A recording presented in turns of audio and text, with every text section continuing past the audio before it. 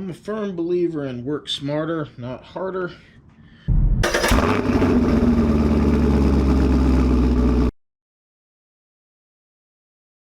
So before I dig into this thing, I dumped out the old gas, which is probably 10 years old. I can't even remember. I don't even think I used it in my last house at all.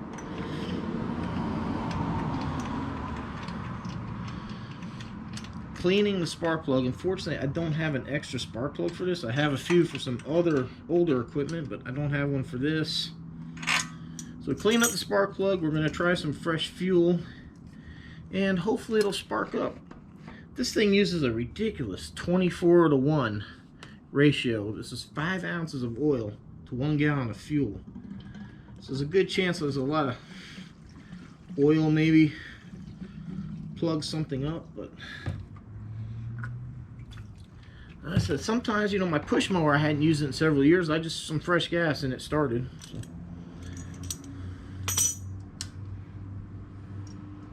This is the most annoying thing in the world.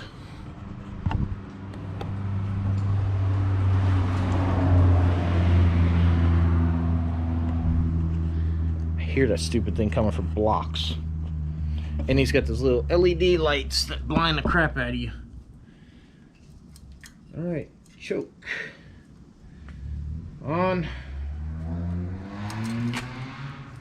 You hear that thing?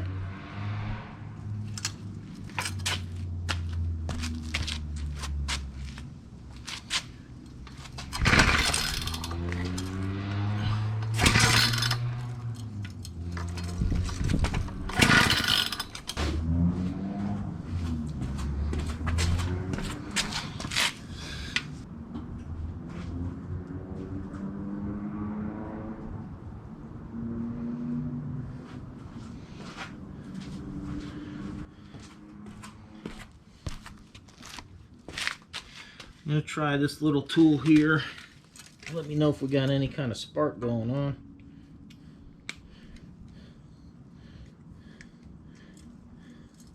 Crap.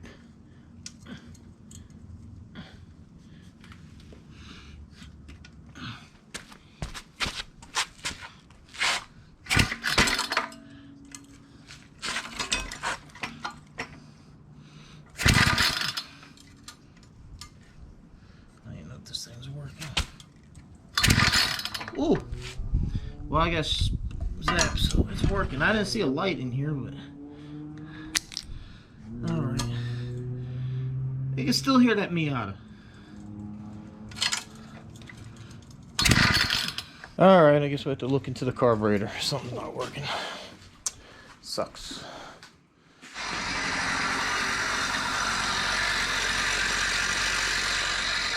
Got it working, just a little bit wet. You know, I think it's been 10 years since that tiller has started, so that's amazing. I got it going. I mean, I don't know, I guess maybe not, but, you know, there could have been a lot more complication. I could have had to pull the whole carburetor out, and there could have been other issues, but it fired up. This morning, it was so greasy and old, and a lot of stuff sitting on it from being in the shed for all these years and that. I took a little degreaser and washed it, and I tried to be careful, but I pulled out the air filter and it was absolutely soaked with water, so I tried starting it after that. Still didn't. I pulled the spark plug. It had water in it, so I blew it out with the compressor. Then I cranked it over a few times without the plug in it, and then I checked the spark plug boot before I put it on. It had a lot of water in it, so I put a little WD-40 in there, water disbursement. So put that in. First time I pulled it, it fired right up. So hey, now the wife can go to work tilling her garden because I'm not doing it. We got the Camaro to build. I know it's a little ass backwards, but I don't have the rest of the parts, so I may as well try to figure out what I got, right? So anyhow, look at that. 0.5 volts coming off the TPS sensor. So what I did here is I stripped some wires and I just put them in there. It just gave me enough to clip onto. Hopefully you can see that. And I'll tell you what, these alligator leads, I just picked them up. Just picked these things up from Harbor Freight. I don't know why I've been fighting for years trying to keep these plugs on. So right here, it's really hard for me to get the camera any lower, but right there is a screw. There's a screw. It's a what is it? 3/16 Allen wrench that's down here, and it allows you to tilt this bracket. So you might notice now, like, this bracket's tilted forward. So I figured out there is an adjustment built into the intake. Sorry I had that wrong a little bit. I mean, like I said, this is all live and learn. I never messed with this before. So those of you getting this intake or want to get it or working on it, you know, right here is the adjustment. Loosen that screw and it will pivot a little bit for you. I was wrong when I thought that I had to adjust it through the throttle blade. So there we go. Pretty happy with that. We got that set up. And also, I did file down the cruise control, and now it locks into place perfect. So it literally took me like 15-20 seconds of filing, and we got that taken care of, and it locks in there beautifully. Almost too good. There we go.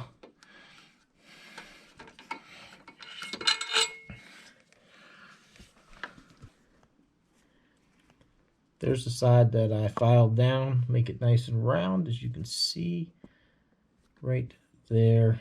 It didn't take anything. I used small round file. Like I said, it took a few seconds, and now it slides in there beautifully. Like I said, I had a problem earlier with that having 2 sets of teeth on there, but now it goes in there perfect. So now we'll go ahead and take this intake manifold off, and I'm going to work on getting some stuff mounted. We're going to take it apart and work on getting it mounted. So, you know, to get this top piece off, take out all the top screws. That's kind of obvious. You're going to want to loosen up a few of these bottom screws here to give some room. And then this runner or this one, doesn't really matter. I think it's easier to take this front one out just to give you room to slide forward. I think it's easier. You're gonna have to take it out because right here you're fitting for the for your brakes, for your power brakes, because as you see, when that's on there, they're kind of locked in and you can't pull the manifold up. So one of these runners has to come off for you to slide this forward and remove it like so. Here's a direct comparison between the factory intake manifold and Ken's. That first fuel injection, see, like that, 2 fingers get jammed in here. 2 fingers, I go way in here. So, I mean, I could mic it up and I get the measurements, but I mean, you could see, I mean, there's just a huge difference in how much air and how much nicer when you actually look in here and see the airflow. Now, for the runner comparison, here is the factory runners, and we're going to compare it to the first fuel injection. You can see night and day difference how much bigger this is. Back in the day, this was one of the first things a lot of people did to modify these cars. Street Legal Performance, Arizona Speed and Marine, and I believe there might have been somebody else, probably a few other people actually, but made runners that went in between the upper and bottom, and to make power. So those parts really are hard to come by anymore if you even want that used stuff. So to me, you know, this entire intake manifold's better.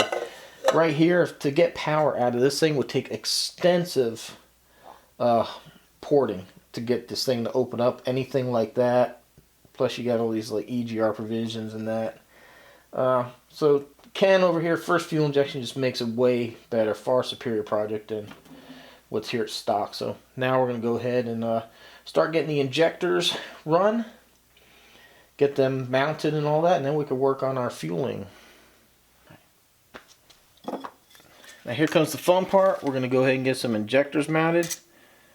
I know people probably say use motor oil. I don't know, to me motor oil seems a little bit thick. What I want to do is just go ahead and get some lubrication here for these O-rings, and what I'm going to do is I'm just going to go ahead and snap these into the top rail first. This seems to be the easiest way to do this.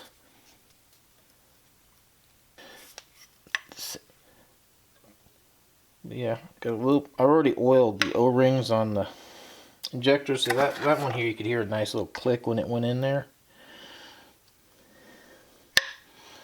Like that. Not sure why those two didn't, but yeah, so there we have it. Now we already got a little bit of oil down here. Now what we're going to just do is carefully line this up like so. Make sure these injectors are in here. And we're just going to push down just a little bit. Help get them seated.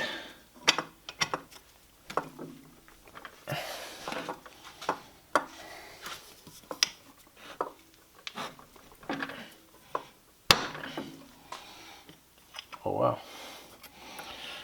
Well, that's seated. Alright, we're going to go ahead and use the bolts that hold the top of the fuel rail down to finish this off. I really don't think, especially with new O-rings, that there's any way to get this to seat just by pushing on it. So what we're going to do is we're going to tighten up each side a little bit at a time and just kind of equally work them down. Give them each about half a turn here.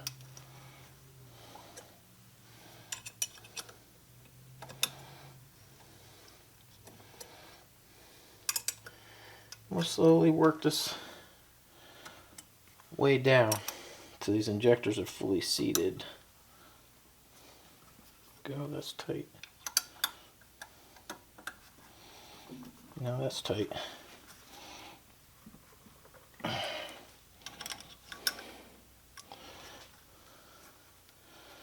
Now we should be able to move these a little bit. Alright. Look at how good that looks. Woo! Starting to take shape.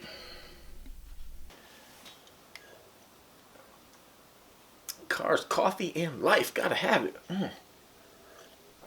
Anyhow, I don't know where everybody else lives, but here the temperature's been bouncing around from hot to cold. It's kind of crazy. Yesterday it was warm. I'm out here in a t-shirt. Now today the wind's picked up and the temperature dropped. So anyhow, time to go ahead and wrap up the vlog. It's getting long enough. Before I do, Ken wanted me to put out there that if you have one of his intakes or you're thinking about getting one, you run into any problems or you have any questions, feel free to reach out to him. He's more than happy and willing to help you out in any way, shape, or form. He even has it on his website that there's so many different versions of the car, it's impossible to make one intake fit all scenarios. As you saw, my throttle cable didn't work with this.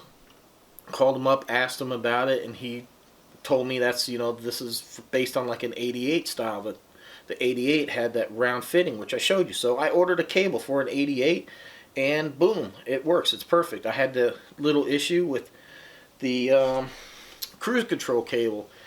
His is designed with 2 pins. The factory one only has 1 pin.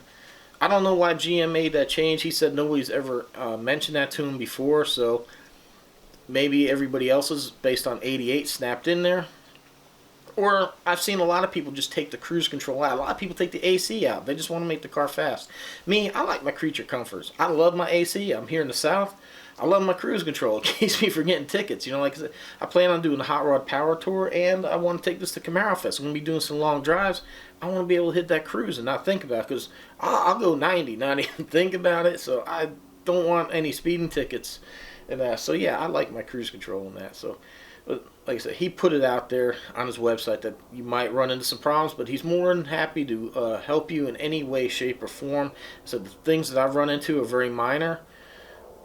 And you know, kind of expect to understand they made these cars over a 10-year period, 82 to 92. You had the Camaro and the Firebird versions, which the Firebird has a tighter hood clearance, so I imagine there's probably some changes to that as well. You know, from 85 they started with the tune port. It started out as a mass airflow system, then with the speed density. So you're going to have little differences and nuances with all that setup. So if you're going to modify your car, just be prepared to work around some issues you might have, because nothing's going to be 100% when you're modifying cars. Not everything's just going to go bolt in. And hell, half the time you work on cars, seems like even when you're just replacing factory parts, like I had that pitman arm, that was just a pain. And all I was doing was just replacing factory part to factory part. It seems like they just want to fight you, doesn't it? Anyhow, thank you everyone for your continued support. If you haven't subscribed, please go ahead and do so. Helps boost the channel up. The bigger the channel gets, the more YouTube recommends it. The bigger this grows, the more we can do. If you want to buy one of these beautiful hoodies or a t-shirt, links down below. If you shop on Amazon, use a link down below. Just as long as I direct you to Amazon, I'll get a commission. It helps me buy these parts because, man, this stuff is expensive. And it gets me out of trouble with the wife when she sees boxes arrive. Again, everyone, thank you for your support. If you don't follow on Instagram or Facebook, links down below. Go ahead and check those out. I add little extra things there that I can't show, or I can get stuff out faster there as well. So go ahead and check those out. And I've already made a lot of work, and that'll be on the next video. So, man, good stuff coming. Also, heard from Ken. My heads hopefully should be ready to be shipped out next week. They're custom made to my specs, stuff that I wanted. So they're being shipped directly from the manufacturer. It's buying through him. I was able to get a really great price from him. So, like I said, these were made to my specs, so that's why it's taking a little bit of time. So, oh man, once we get these heads, rock and roll, man. All right, thanks for watching, and we'll see you on the next one.